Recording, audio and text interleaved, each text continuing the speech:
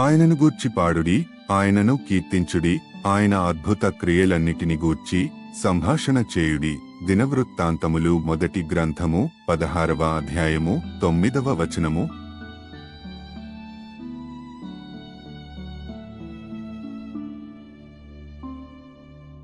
ఆయనను గూర్చి పాడుడి, ఆయనను కీర్తించుడి, ఆయన అద్భుత క్రియలన్నిటిని గూర్చి సంభాషణ చేయుడి. దినవృత్తాంతములు మొదటి గ్రంథము 16వ అధ్యాయము 9వ వచనము.